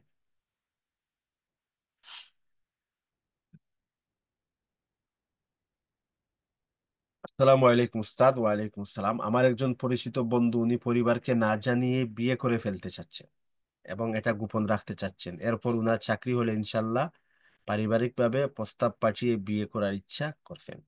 পরিবার এখন মানবে না, তাই গুনাহ থেকে বাঁচার জন্য এই সিদ্ধান্ত নিতে চাচ্ছেন। এখন আমার প্রশ্ন হলো, পরিবারকে না জানিয়ে এভাবে বিয়ে করলে কি বিয়ে শুদ্ধ হবে? প্রথম প্রশ্ন, বিয়ে তো শুদ্ধ হয়ে যাবে, কিন্তু এটা হচ্ছে হানাফি ফিক। অন্যান্য ফিকে বিয়ে শুদ্ধ হবে না, শুধু পরিবার জানবে না বিয়ে শুদ্ধ হবে না। হানাফি ফিকে সাবালিকা মেয়ে যদি সে বিয়ে করে এবং কুফুর দিক দিয়ে, অর্থাৎ আহ বংশ, টাকা পয়সা, সামাজিক মর্যাদা, এই সব দিক দিয়ে মেয়ের চেয়ে মেয়ের চেয়ে ছেলেটা এগিয়ে থাকে, তাহলে তো বিয়ে হয়ে যাবে। কিন্তু এই বিয়েটা কখনো কাম্য হবে না, এই বিয়েটা কখনো সুশান্তি নিয়ে আসবে না, এই বিয়েটা সর্বদাই অশান্তি লাগিয়ে রাখবে। সুতরাং এদিকে অগ্রসর হওয়ার জন্য কোনো যুবক যুবতীকে আমরা পরামর্শ দিতে পারি না। দ্বিতীয় প্রশ্ন, পরবর্তীতে পারিবারিকভাবে আবার একই ব্যক্তি বিয়ে করা যাবে? জি, পরবর্তীতে যে বিয়ে হবে সেটা তো লোক দেখানো, বিয়ে তো মূলত প্রথমটাই। পরবর্তীতে যেটা হবে সেটা একটা অভিনয় হবে, অভিনয় ছাড়া আর কিছুই না। এতে শরিয়ার নিয়ম অনুযায়ী সম্পর্কের কোনো ক্ষতি হবে না, সম্পর্কের কোনো ক্ষতি হবে না। তবে তাদের পারিবারিক জীবনে কতটুকু শান্তি আসবে সেইটা প্রশ্নবিদ্ধ। এই বিষয়ে কিছুই বলা যাচ্ছে না বা কিছু বলা যাবে না। আমাদের অভিজ্ঞতায় আমরা দেখেছি এরকম বিবাহে এরকম বিবাহের প্রায় 90 ভাগের উপরেই অশান্তি অশান্তি অশান্তি থাকে। সুতরাং বুঝে শুনে এদিকে অগ্রসর হতে হবে। উস্তাদ, আমার বিয়ে 17 তারিখ ইনশাল্লাহ, আমি কি পোশাক পরতে পারি? আমি কি পোশাক পরতে পারি? পর্দাসম্মত পোশাক আপনি পরবেন। আপনি যদি নারী হন তাহলে অবশ্যই আপনি এমন পোশাক পরবেন যে আপনার সমস্ত শরীর ঢেকে থাকে, গায়ের মাহরাম যাতে আপনার শরীরের কোনো অংশ না দেখে। মহিলারা আপনার হাত মুখ এগুলা দেখতে পারবে, তবে যদি এমন মহিলা হয় যে এই মহিলা তার স্বামীর নিকট, তার বাবা ভাইয়ের নিকট বা কোনো পুরুষের নিকট আপনার সৌন্দর্যকে সে প্রকাশ করবে, তাহলে এমন মহিলার সামনে আপনাকে সম্পূর্ণ পর্দা করে চলতে হবে বা যেতে হবে। সুতরাং আপনি সম্পূর্ণ মুখকে ঢেকে সম্পূর্ণ পর্দা করে আপনি পোশাক পরিধান করবেন, বোরকা পরবেন। যদিও আপনি ভিতরে আপনি শাড়ি পরেন, তা উপরে আপনি বোরকা পরবেন। এবং যদি নেকাব পরা সেদিন সম্ভব না হয়, তাহলে কাপড় দিয়ে এমন ভাবে মুখকে আপনি নিচু করে রাখবেন, মুখকে ঘুমটা দিয়ে রাখবেন, যাতে আপনার চেহারা কখনো প্রকাশ না পায়। পরবর্তী প্রশ্ন। আসসালামু আলাইকুম উস্তাদ। ওয়ালাইকুম আসসালাম। রুকুর জায়গা সিজদার তসবি পড়লে নামাজ হবে নাকি তাও সিজদা লাগবে? দেখেন, নামাজের রুকু হচ্ছে ফরজ, সেজদা হচ্ছে ফরজ। আর রুকুর যেই তাসবিহ ওগুলা হচ্ছে সুন্নত, সুবহান রাব্বিয়াল আজিম। আর সিজদার তাসবিহ হচ্ছে সুবহান রাব্বিয়াল আলা। এগুলা হচ্ছে সুন্নাত। সুতরাং একটি জায়গায় যদি অন্যগুলা পড়ে নেন, নামাজের কোনো ক্ষতি হবে না, নামাজ হয়ে যাবে। ফোনে কোরআন পড়লে কি স্ক্রিনে ধরতে হলে কি ওযু করতে হবে? দেখেন, এ সম্পর্কে উলামায়ে কেরামের মতভেদ রয়েছে। থানবী রহমতুল্লাহি তাআলা আলাইহির যেই ফতোয়া, সেই ফতোয়ার আলোকে, ক্যাসেট রিলের যেই ফতোয়া, সেই ফতোয়ার আলোকে উলামায়ে কেরাম বলেন যে মোবাইলের স্ক্রিনে যেই কোরআন বেশি থাকে সেটা মূলত কোরআন না।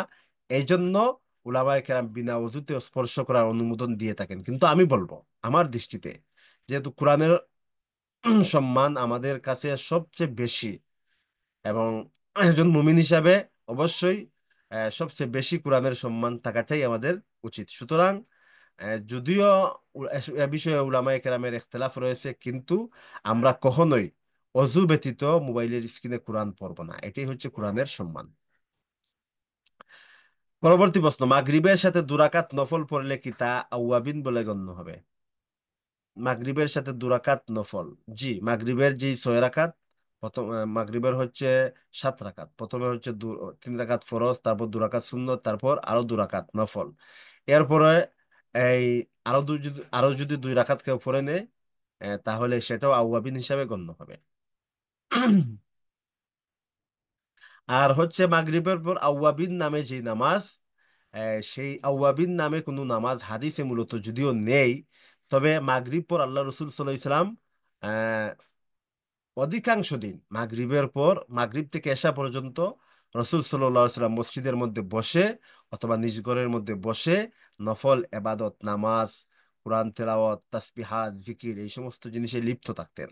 সুতরাং এটা হচ্ছে ইবাদতের সময়। যদিও আউয়াবিন নামের নামাজ নিয়ে ইখতিলাফ রয়েছে, সুতরাং এটা ইবাদতের সময় হিসাবে নফল নামাজ, নফল তাসবিহ সবগুলাই আপনি করতে পারেন। পরবর্তী প্রশ্ন। আসসালামু আলাইকুম আসসালাম। ওয়ালাইকুম আসসালাম। বিতিরের নামাজের দোয়া কুনুত পড়তে ভুলে গেলে নামাজ কি ভুল হবে বা গুনাহ হবে? না, ভুল হবে না। দোয়া কুনুত পড়তে ভুলে গেছেন, আপনি সাও সিজদা দিয়ে দেন। দোয়া কুনুত পড়া ওয়াজিব, সুতরাং সাও সিজদা দিলে নামাজ হয়ে যাবে।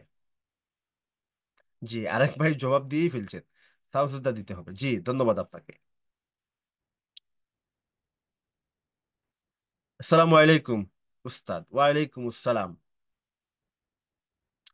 ভোটার আইডি কার্ডের ছবি তোলার জন্য মেয়েদের জন্য বিধান কি? জি, এটা তো অবশ্যই হচ্ছে এমন বিষয় যা আপনি না চাইলেও আপনাকে তুলতে হবে। এখানে আপনার কোনো অপশন নেই, সুতরাং জায়েজ হবে। সুতরাং আপনি তুলে নিতে পারবেন। পরবর্তী প্রশ্ন। জনাব, আমার প্রশ্নটা হলো, কেউ যদি ইচ্ছাকৃতভাবে জামাতে নামাজ না পড়ে, বাড়িতে নামাজ পড়ে থাকলে ইমামের দৃষ্টিতে এটা কেমন হবে? জি, অবশ্যই তো উনি ওয়াজিব তরকের গুনাহ উনার হবে। জামাতের সাথে নামাজ পড়া হচ্ছে সুন্নতে ওয়াজিবা, অর্থাৎ ওয়াজিবের নিকটবর্তী। অবশ্যই নিয়মিত যদি এইভাবে কেউ করে থাকে, তাহলে অবশ্যই তার সুন্নতে ওয়াজিবা তরকের, অর্থাৎ এমন সুন্নত যা ওয়াজিবের নিকটবর্তী, এইটা তরকের অবশ্যই গুনাহ হবে। আর যদি কেউ প্রয়োজনে করে নেয়, তাহলে তো অবশ্যই গুনাহ হবে না। আসসালামু আলাইকুম উস্তাদ। ওয়ালাইকুম আসসালাম। স্ত্রী শাখা সত্ত্বেও স্বামী পর্নোগ্রাফি দেখে হস্তমৈথুনে লিপ্ত হলে করণীয় কি? অনেক বোঝানো হয়েছে তাকে, সে এই পথ থেকে বেরিয়ে আসতে পারছে না, এর জন্য কি কোনো আমল করা যেতে পারে? জি, এর জন্য আমল হচ্ছে যে স্ত্রী, উনি সেজে গুজে স্বামীর চাহিদা অনুযায়ী স্বামীর সাথে সামনে যাবে। স্বামী যেভাবে দেখতে চায় সেভাবে তার সামনে যাবেন। স্ত্রীর জন্য স্বামীর সামনে যে কোনো অ্যাঙ্গেলে যে কোনো ভাবে যাওয়া বৈধ রয়েছে, সুতরাং উনি যাবেন। এবং উনি স্বামীকে আন্তরিকভাবে মহব্বত করবেন, ওনার সাথে হাসি খুশি ভাবে আলোচনা করবেন। তারপরেও যদি দেখা যায় যে কোনো সমাধান আসতেছে না, তাহলে অবশ্যই আহ উনাকে নিয়ে কোন একজন ডাক্তারের শরণাপন্ন হবেন। আল্লাহ সুবহানাহু তাবারাকা ওয়া তাআলা এই দম্পতিকে সহি সবর দান করুন, আমরা সবাই বলি আমিন। এই কারণে কষ্ট পেয়ে যদি স্ত্রী চোখে পানি আসে, এতে কি স্বামীর গুনাহ হবে? স্বামীর তো এমনিই গুনাহ হচ্ছে, পর্নো দেখতেছে এমনিই তো গুনাহ হচ্ছে, হ্যাঁ, হস্তমৈথুন করতেছে এমনিই তো গুনাহ হচ্ছে। পরবর্তী প্রশ্ন, আমাদের এলাকায় একটি মাজার আছে, মাজারে অনেকে বিভিন্ন আশা নিয়ে যায়। এখন মাজারে যদি কবর জিয়ারত করি এবং ওইখানে থাকা নেককার জিনদের কাছে নিজের সুস্থতার জন্য দোয়ার আবেদন জানাই, এটা কি শিরক হবে? আমাদের এলাকায় একটি মাজার আছে, মাজারে অনেকে বিভিন্ন আশা নিয়ে যায়। এখন মাজারে যদি কবর জিয়ারত করি এবং ওইখানে থাকা নেককার জিনদের কাছে নিজের সুস্থতার জন্য দোয়া আবেদন জানাই, আপনি কেন জিনদের কাছে জানাবেন? জিনদের তো কোনো ক্ষমতা নেই, মাজারের কোনো ক্ষমতা নেই। আপনি মসজিদে যাবেন, আল্লাহর কাছে বলবেন। মাজারে গিয়ে জিনদের কাছে আবেদন করা এটা শিরিক। জরিমানার টাকা দুপুরে যে খাবার খাই, যারা উপস্থিত ছিল তাদের মধ্যে একজনকে স্যার বলেছেন যে আমরা টাকা দিয়ে দুপুরে পার্টি করেছি, কিন্তু অপরজন মহিলা এবং তার কোনো খবর আমরা জানি না, এখন তার হক কিভাবে আদায় করব? তার যত টাকা জরিমানা তার কাছ থেকে স্যার নিয়েছেন, সেই টাকা তাকে ফিরিয়ে দিবেন অথবা তার কাছ থেকে অনুমতি নেবেন। পরবর্তী প্রশ্ন, আসসালামু আলাইকুম স্যার। ওয়ালাইকুম আসসালাম। পিরিয়ড চলাকালীন সময়ে নখে নেইল পালিশ পরলে কি গুনাহ হবে? না, গুনাহ হবে না। তবে যখনই আপনি পবিত্র হবেন, সাথে সাথে এগুলা তুলে নিয়ে আপনাকে আপনাকে অজু এবং পবিত্রতা অর্জন করতে হবে।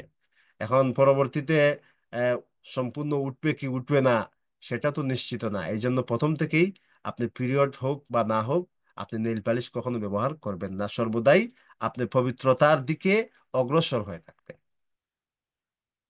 আসসালামু আলাইকুম উস্তাদ। ওয়ালাইকুম আসসালাম। জুম্মার নামাজের পর কি জোহরের 4 রাকাত ফরজ নামাজ পড়তে হয়? না। কেন পড়বেন? জুম্মার নামাজ হচ্ছে 10 রাকাত, ধরেন 12 রাকাত।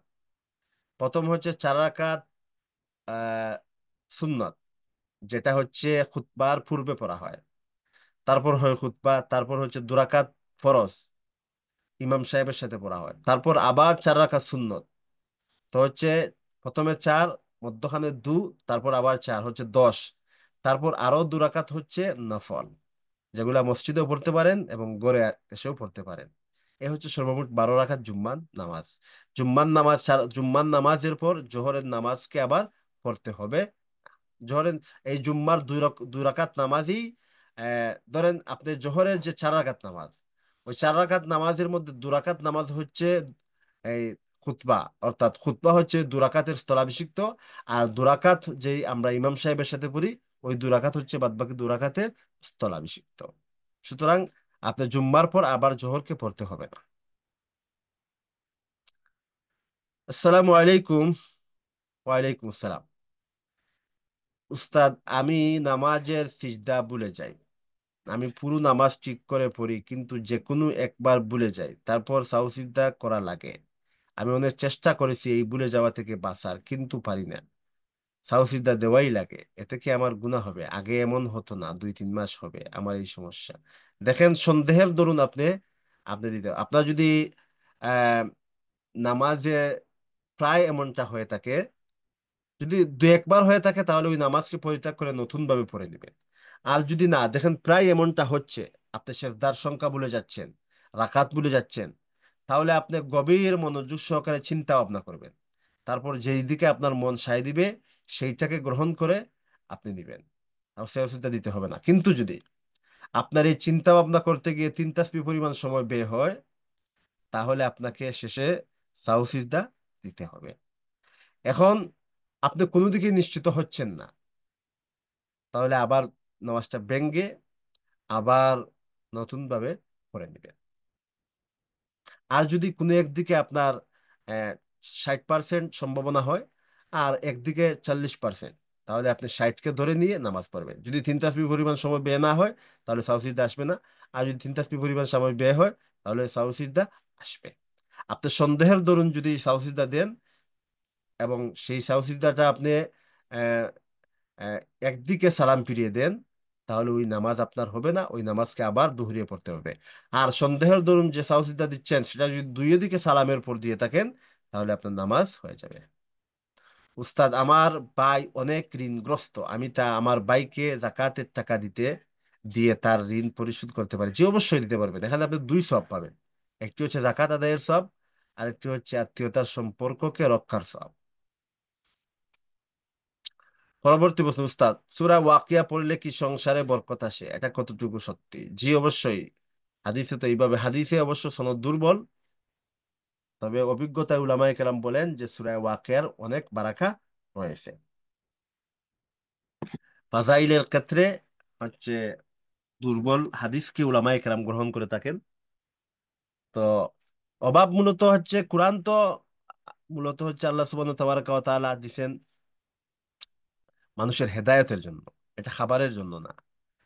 কোরআন সুস্থতার জন্য না, হেদায়েতের জন্য একমাত্র দেয়া হয়েছে। এটা খাবারের জন্য না, এটা রুজির জন্য না, এটা নিজের সম্মান অর্জনের জন্য না। কোরআনকে শুধুমাত্র দেয়া আছে হেদায়েতের জন্য।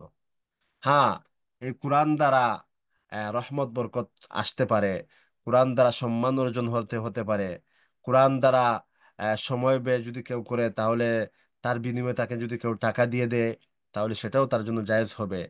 সুতরাং সূরা ওয়াকিয়া পড়ার একটি হাদিস আছে, এই হাদিসটা হচ্ছে মাগরিবের পর পড়ার জন্য। যদি হাদিসের মধ্যে সনদের মধ্যে দুর্বলতা রয়েছে, আপনি আমল করতে পারেন, এতে কোনো সমস্যা নেই।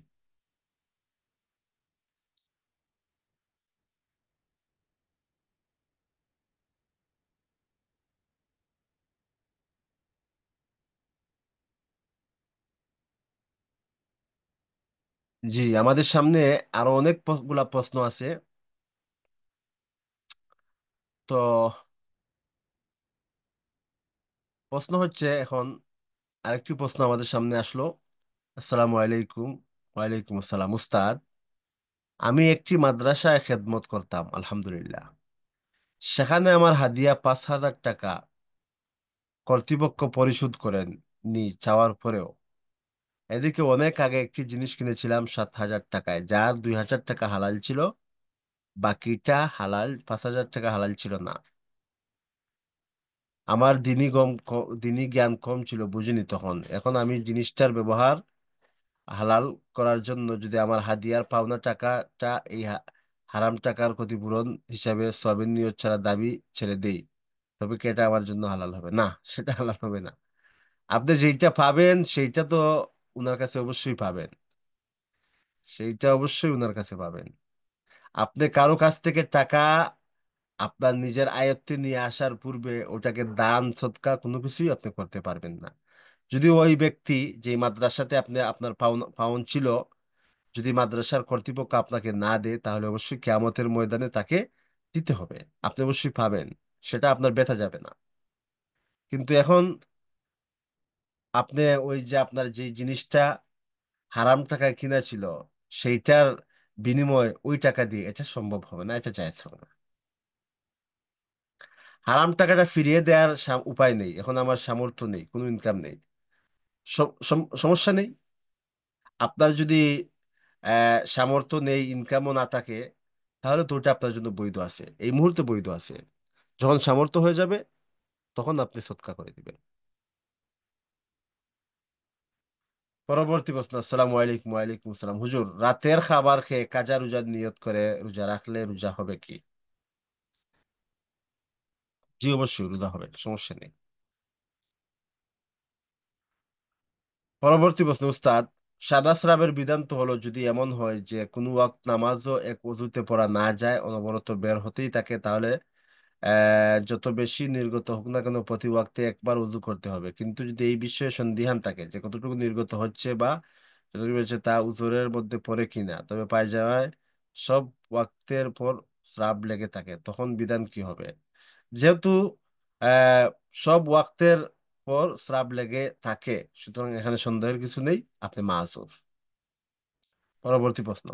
আসসালামু আলাইকুম উস্তাদ। ওয়ালাইকুম সালাম। আমি যদি রাতের খাবার খেয়ে সেহরি না করে নফল রোজার নিয়ত করে রোজা রাখি, তাহলে কি তা হবে? জি হবে। রোজার জন্য সেহরি খাওয়া শর্ত না। হ্যাঁ, মুস্তাহাব হচ্ছে, সুন্নাহ হচ্ছে আপনি সেহরি খেয়ে তারপর রোজা রাখবেন। পরবর্তী প্রশ্ন উস্তাদ, সেনাবাহিনী কোনো ছেলেকে কি বিয়ে করা জায়েজ? তাদের ইনকাম কি হালাল? জি, জায়েজ, এবং তাদের ইনকাম হালাল। পরবর্তী প্রশ্ন। আসসালামু আলাইকুম ওয়া রাহমাতুল্লাহি ওয়া বারাকাতুহু। ওয়া আলাইকুম আসসালাম ওয়া রাহমাতুল্লাহি ওয়া বারাকাতুহু। উস্তাদ, আমার মাদ্রাসা বাসা থেকে 20 মিনিট দূরত্বে, আমি একা যাই, এতে কি কোনো সমস্যা হবে? গুনাহ হবে না। সফর সমপরিমাণ দূরত্ব কোনো মহিলা মাহরাম ব্যতীত যেতে পারবে না। আর সফর আহ, সমপরিমাণ দূরত্বের চেয়ে কম, একদিন এক রাত এর দূরত্ব মাহরাম ব্যতীত যেতে পারবে, যদি ফিতনার আশঙ্কা না থাকে। আর 20 মিনিটের দূরত্ব, সেখানে মাহরাম ব্যতীত অনায়াসে যাওয়া যাবে, এতে কোনো সমস্যা নেই।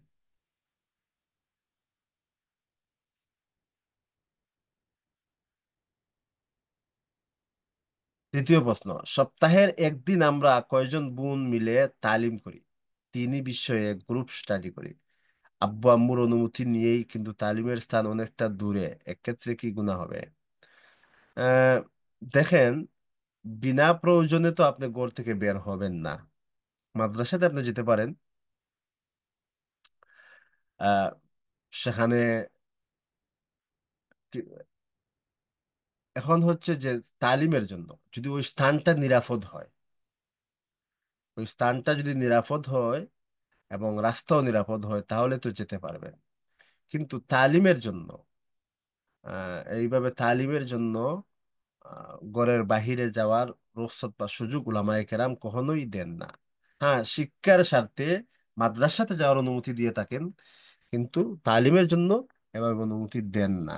তো আমাদের পরামর্শ থাকবে এটাই যে এভাবে একত্রিত না হয়ে আপনারা অনলাইনে করেন। আর যখন একত্রিত হবেন, তখন মাহরামকে সাথে নিয়ে, সবাই সবার মাহরামকে সাথে নিয়ে এক জায়গায় একত্রিত হবেন যখন সময় সুযোগ হবে। আর যখন সময় সুযোগ হবে না, তখন অনলাইনেই আপনারা এই দিনই তালিম করবেন, এটাই আপনাদের জন্য ভালো হবে। পরবর্তী প্রশ্ন। সালামু আলাইকুম। ওয়ালাইকুম আসসালাম উস্তাদ।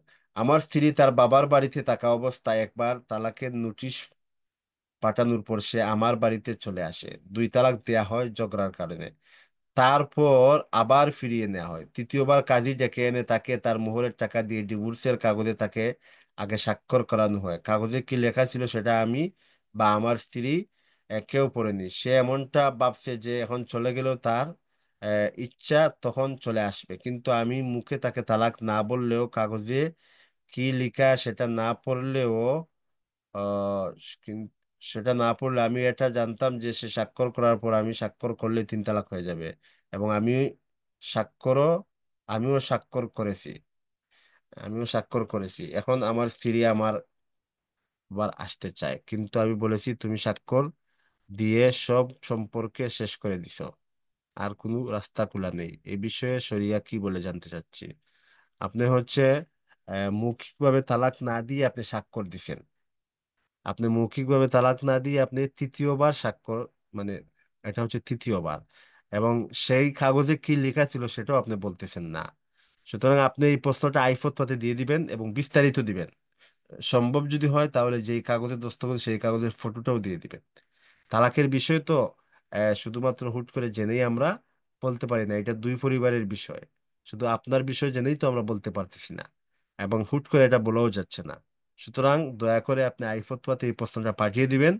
ইনশাল্লাহ আহ জবাব দিব, এবং প্রতি হচ্ছে মঙ্গলবার থেকে নিয়ে আহ, মঙ্গল বুধ বৃহস্পতি শুক্র, এই 4 দিন আমি জবাব দিয়ে থাকি। যে কোনো একদিন দিয়ে দিবেন, অথবা অন্য মুফতি সাহেবদের সময় আপনি দিতে পারেন। যে কোনো একজনের সময় আপনি দিতে পারেন, যে কোনো মুহূর্তে দিতে পারেন। ইনশাল্লাহ সবকিছু ঘাটাঘাটি করেই আপনার এই প্রশ্নের জবাব দেওয়া হবে। পরবর্তী প্রশ্ন। আসসালামু আলাইকুম। ওয়ালাইকুম আসসালাম ওয়া রাহমাতুল্লাহি ওয়া বারাকাতুহু। একজন নারী কি কোনো মাহরাম ছাড়া হজে যেতে পারবে? না। লা ইউসাফিরুন্না ইমরাতুন ইল্লা ওয়া মাহা যু রাহমিন মাহরাম। হাদিসের মধ্যে এসেছে কোন মহিলা মাহরাম ব্যতীত সে সফর করতে পারবে না, সে সফর সমপরিমাণ দূরত্ব অতিক্রম করতে পারবে না। সুতরাং আহ, নারীর উপর তখনই হজ ফরজ হবে যখন তার মাহরাম তার সাথে থাকবে। মাহরাম ব্যতীত নারীর উপর হজই ফরজ হবে না। সুতরাং একজন নারী মাহরাম ব্যতীত হজে যেতে পারবে না।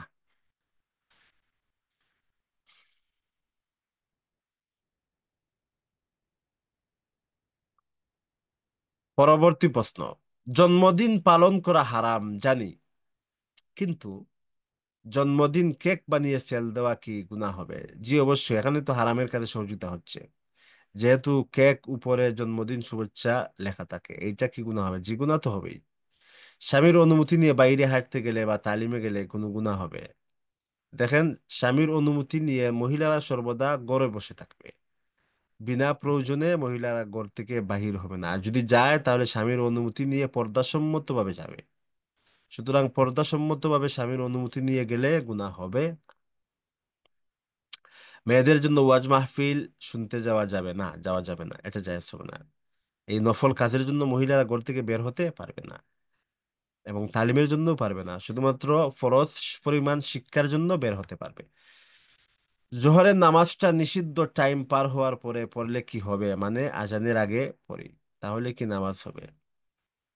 জি, পড়তে পারবেন, সমস্যা নেই, মহিলারা যে কোনো সময় পড়তে পারে। মহিলারা এবং পুরুষরাই পড়তে পারে, তবে পুরুষদের জন্য মুস্তাহাব হচ্ছে যে তারা নামাজ জামাতে নামাজ পড়বে, সুতরাং জামাতেই তারা পড়বে। জামাতে পড়া তাদের জন্য হচ্ছে মুস্তাহাব বা সুন্নাত, সুন্নাতে ওয়াজিবা। আর যেহেতু নারীরা জামাতে পড়বে না, সুতরাং নারীরা ওয়াক্তের পর, নিষিদ্ধ সময় পার হওয়ার পরেই ওয়াক্তের আউয়াল ওয়াক্তে তারা পড়ে নিতে পারবে, সমস্যা নেই। মেয়েদের পর্দা করার ক্ষেত্রে মুখ, হাত ও পা কতটুকু ঢাকতে হবে? দুই চোখ খোলা রাখলে পর্দা হবে। মেয়েরা পর্দার ক্ষেত্রে মুখ, হাত, পা ঢেকে রাখবে, এটা হেজাবের অন্তর্ভুক্ত।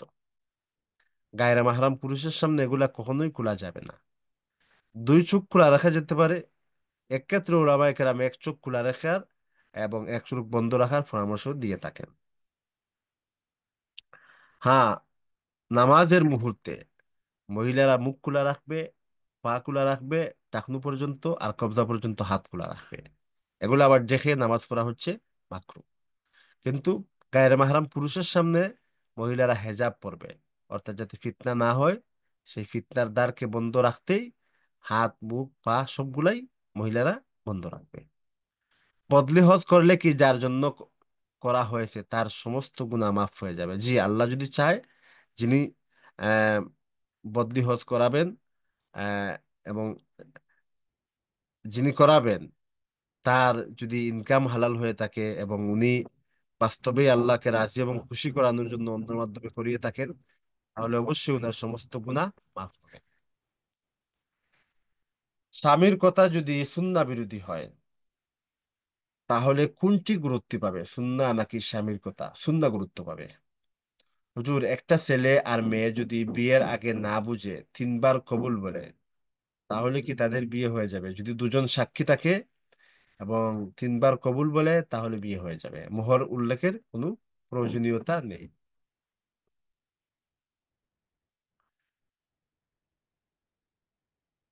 পরবর্তী প্রশ্ন। আসসালামু আলাইকুম রহমতুল্লাহি ওয়াবারকাত। উস্তাদ, পড়াশোনার ক্ষেত্রে 48 মাইলের বেশি দূরত্ব হোস্টেলে রেখে আসার মতন বাসায় মাহরাম থাকেন না, সব সময় হয় না, বেশিরভাগ সময় একা একা যাতায়াত করতে হয়, সেক্ষেত্রে কি যাতায়াত জায়েজ হবে? না, যাতায়াত তো সেক্ষেত্রেও জায়েজ হচ্ছে না, কিন্তু যেহেতু এছাড়া আপনার সামনে কোনো রাস্তা নেই, আর শিক্ষা গ্রহণ হয়তো ফরজে আইন হবে অথবা ফরজে কেফায়া হবে, তো শিক্ষার স্বার্থে উলামায়ে কেরাম এখানে একটি রুখসত দিয়ে থাকেন যে যদি মাহরাম না থাকে, তাহলে দিনের প্রথম ভাগে নেককার মহিলাদের সাথে আপনি সফর শুরু করবেন, নেককার মহিলাদের সাথে সফর শুরু করবেন, এছাড়া আর কোনো রাস্তা নেই। যেহেতু নেই, এই জন্য দিনের প্রথম ভাগে এবং নেককার মহিলাদের সাথেই সফর শুরু করবেন। তবে যথাসম্ভব চেষ্টা করতে হবে যাতে মাহরামের সাথেই আপনার সফরটা হয়। পরবর্তী প্রশ্ন। আসসালামু আলাইকুম। ওয়ালাইকুম আসসালাম। আমি অনেকগুলা নফল নামাজ নিয়ত করেছিলাম এক কাজের জন্য। এই নফল নামাজ কি একসাথে পড়তে হবে নাকি কয়েকদিন মিলে ব্যঙ্গে ব্যঙ্গে পড়া যাবে? একসাথেও পারবেন, আবার কয়েকজন একসাথে পারবেন, আবার কয়েকদিনও পারবেন। ব্যঙ্গে ব্যঙ্গেও পারবেন, আবার একসাথেও পারবেন, যেহেতু আপনি একসাথে নিয়ত করেননি। আপনি শুধুমাত্র নফল পড়বেন এই নিয়ত করেছেন। একসাথেও পারবেন, আবার ব্যঙ্গে ব্যঙ্গেও পারবেন। হুজুর, বাথরুমে অজু করা যাবে? জি, অজু করা যাবে। তাহলে বাথরুমে অজু করা যাবে, কিন্তু যেহেতু বাথরুম, ওখানে প্রস্রাবখানা এবং কমেট রয়েছে, এবং সেখানে যেহেতু আল্লাহর নাম উচ্চারণ করা যাবে না এবং মধ্যখানে কোনো পর্দাও থাকবে না, এই জন্য আপনি বাথরুমের বাহিরে বিসমিল্লাহ বলে তারপর বাথরুমে যাবেন। অজু শেষের দোয়াটা বাথরুম থেকে বের হয়ে পড়বে। পরবর্তী প্রশ্ন। আসসালামু আলাইকুম। ওয়ালাইকুম আসসালাম। বাবার বাড়ি থেকে শ্বশুর বাড়ি অনেক দূরে হওয়ায় 5-7 মাস পর পর বাবার বাড়ি আসি, কিন্তু বাবা দেশের বাইরে এবং একটাই সন্তান হওয়ায় বাসায় আসলে মা কান্নাকাটি করে 1-2 মাস থাকতে বলে, কিন্তু স্বামী থাকতে দিতে চায় না। মাঝে মধ্যে রাগারাগি করে। মায়ের কান্না দেখতে পারি না, স্বামীকেও অনেক বুঝিয়ে মানাতে পারি না। এখন কি করা উচিত? আপনি ব্যালেন্স করেন। বাবা, আপনার মা এবং স্বামী উভয়কে নিয়ে এক এক জায়গায় বসেন, এবং উভয়কে নিয়ে এক জায়গায় বসে উভয়ের মাধ্যমে আপনি উভয়ের পরামর্শ নিয়ে বিষয়টার সমাধান করেন। আল্লাহ সুবহানাহু তাবারাকা ওয়া তাআলা আপনার এই বিষয়টাকে সহজ করে দিতে। আমিন। পরবর্তী প্রশ্ন। বিভিন্ন জিন পরি থেকে সুরক্ষা পাওয়ার জন্য অনেকেই বাইরে চাবি বা রসুন নিয়ে যায়, এটা কতটুকু আহ ইসলাম সম্মত, এবং বিশেষ করে গর্ভবতী মহিলার ক্ষেত্রে? দেখেন, এই চাবি বা রসুনের কোনো নিজস্ব ক্ষমতা নেই। আপনি জিন পরি থেকে অথবা বদনজর থেকে আপনি যদি এই বদনজর থেকে যদি আপনি মুক্তি পেতে চান, তাহলে আপনি কুল আউযু রাব্বিন নাস এবং কুল আউযু রাব্বিল ফালাক এই দুটি পরে শরীরে ফুঁক দিবেন। তাহলে আর জিন, ভূত, ফেরত কোনো কিছুই আসতে পারবে না।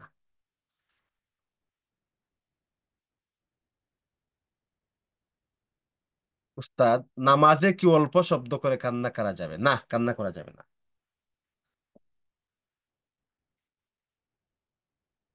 এক্ষেত্রে নামাজ ফাসিদ হওয়ার সম্ভাবনা আছে, সুতরাং কান্না করা যাবে না। হ্যাঁ, যদি জান্নাত জাহান্নামের আলোচনা শুনে কারো কান্না চলে আসে, এবং সেটা অবশ্যই যারা আরবি বুঝবে তাদেরই আসবে, অন্যথায় আসবে না। অথবা আল্লাহর কালাম, এই জন্য কারো কান্না আসে, তাহলে নামাজ যদিও ফাসিদ হবে না, কিন্তু কারো কষ্ট হচ্ছে এই জন্য সে কান্না করতেছে, তাহলে তার নামাজ ফাসিদ হয়ে যাবে।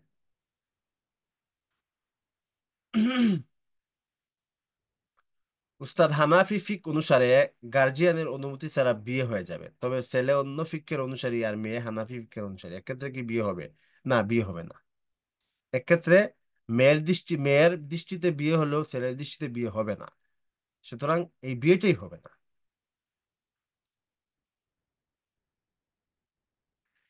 এক বোনের স্বামী অনেক বছর আগে রাগের মাথায় একেবারে 3 তালাক শব্দ বলেছে। এরপর উনারা অনেক দিন সংসার করেন। এক সময় উনার স্বামী অন্য মেয়ের সাথে পরকীয়া শুরু করে।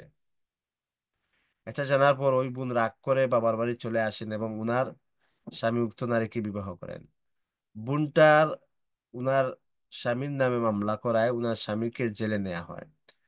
জেল থেকে ছাড়া পাওয়ার জন্য অনেক কাগজ দেখায়, এর মধ্যে তালাকের কাগজ দেখায়, কিন্তু উনার স্বামী কখনো উনার কাছে তালাকের কাগজ পাঠায়নি, ওই বোনও কখনো কোনো তালাক পত্রে স্বাক্ষর করেননি। হয়তো ছাড়া পাওয়ার জন্য কোনো ভুয়া তালাক পত্র তৈরি করেছিল। এই বোন পরবর্তীতে ওনার স্বামীকে এটা জিজ্ঞাসা করে, উনি আর কোনো উত্তর দেননি। এখন ওনাদের মধ্যে কি তালাক হয়েছে? 3 তালাক। একেবারে 3 বার তালাক শব্দ বলেছিল, এরপর ওনারা অনেকদিন সংসার করেন। এখানে তো তালাক হয়েই গেছে প্রথমে, এখন তো হয়েই গেছে। সুতরাং এর পরবর্তীতে তারা যে সংসার করেছেন সেটা তাদের গুনাহ হয়েছে, জিনার গুনাহ হয়েছে। সুতরাং ওই স্বামী স্ত্রী তারা আর কখনো সংসার করতে পারবে না।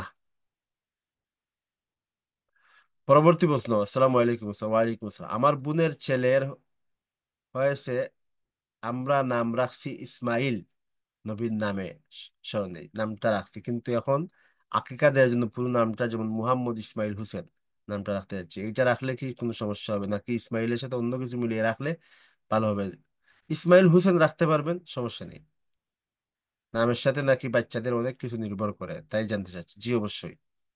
আরেকটা বিষয়, বাচ্চার বয়স 6 মাস চলছে, বাচ্চা ঠান্ডা লেগেই থাকে, অনেকেই বলে নবীদের নামের সাথে মিল রেখে নাম রাখা বলে নাকি বালা মুসিবত বেশি হয়।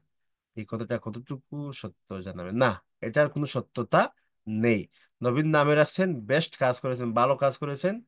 আহ তাকে আল্লাহ সুবহানাহু তাবারাকা ওয়া তাআলা এই নামের মধ্যে যেহেতু অনেক কিছু নির্ভর করে, তার মধ্যে আল্লাহ পাক রব্বুল আলামিন অনেক কিছু ভালো রাখবেন ইনশাআল্লাহ। পরবর্তী প্রশ্ন। আসসালামু আলাইকুম। ওয়ালাইকুম আসসালাম। আমার 2 সন্তান, এক মেয়ে ও এক ছেলে। আমার জীবদ্দশায় প্রত্যেক সমমূল্যের ও সমপরিমাণে একটি করে ফ্ল্যাট দিতে চাই, যাতে তাদের উভয়ের সম্মতি আছে। ফয়সালা কি? জি পারবেন, সমস্যা নেই। যেহেতু আপনি জীবদ্দশা দিতে চাচ্ছেন, তাদের, তারা সম্মত হোক বা না হোক, আপনি আপনার জীবদ্দশায় দিতে চাচ্ছেন, দিতে পারবেন। আর যেহেতু তারা এখানে সম্মত আছে, তাহলেও আর কোনো সমস্যা নেই, দিতে পারবেন। যদি তারা সম্মত না হতো, তাহলে হয়তো এক ক্ষেত্রে আপনি গুনাহগার হতেন, কিন্তু যেহেতু তারা সম্মত আছে, তো সুতরাং সমস্যা নেই। পরবর্তী প্রশ্ন। উস্তাদ, আসসালামু আলাইকুম। ওয়ালাইকুম আসসালাম ওয়া রাহমাতুল্লাহি ওয়া বারাকাতুহু। আমাকে একটু সাহায্য করবেন, তাহাজ্জুদ নামাজের আগে, ঈশা নামাজের পরে আমি ভিতরের নামাজ কি পড়ে নিতে পারবো? জি পারবেন, সমস্যা নেই, পারবেন। যাই হোক, আমাদের কাছে আমরা আহ, আমাদের জন্য যতটুকু প্রশ্নের উত্তর দেওয়া সম্ভব ছিল, আমরা আহ, সেই প্রশ্নগুলা নেয়ার পর আমরা প্রশ্নের অপশনগুলা অফ করে দিয়েছিলাম। তো এর মধ্যে একজন হাত উত্তোলন করেছেন, সুমাইয়া করিম। আপনি হয়তো একজন দিনী বোন হবেন। আমাদের এখানে দিনী বোনদের আলোচনার কোনো সুযোগ নেই কথা বলে, আপনি লিখে দিতে পারতেন। তো যেহেতু আপনি সময়ের ভিতরে দেন নাই, আমাদের প্রশ্নর অপশন অফ হয়ে গেছে। তো সেই জন্য ইনশাল্লাহ আগামীতে আমাদের এই ক্লাসটা প্রতি মাসের 15 তারিখ এবং 30 তারিখে হয়ে থাকে। ইনশাল্লাহ আজকে যারা আপনারা উপস্থিত হয়েছেন, আগামী মাসের 15 তারিখে আপনারা উপস্থিত হবেন ইনশাল্লাহ। নিজেও উপস্থিত হবেন এবং নিজের প্রতিবেশী, বন্ধু বান্ধব, আত্মীয় স্বজন সবাইকে নিয়ে উপস্থিত হওয়ার চেষ্টা করবেন। আহ, তাদেরকেও দিন শেখানোর চেষ্টা করবেন। আল্লাহ সুবহানাহু তাবারাকা ওয়া তাআলা আজকের এই বসাকে, আজকের এই শোনাকে, আজকের এই বলাকে, আজকের এই জানাকে, সবকিছুকে যেন আল্লাহ পাক রব্বুল আলামিন আমাদের সবার জন্য আমাদের নাজাতের উসিলা বানান। আমরা সবাই বলি আমিন। আজকের মতো আমাদের ক্লাস এখানে শেষ হয়ে যাবে ইনশাল্লাহ। ওয়া আখিরু দাওয়ানা আলহামদুলিল্লাহি রাব্বিল আলামিন। আসসালামু আলাইকুম ওয়া রাহমাতুল্লাহি ওয়া বারাকাতুহু।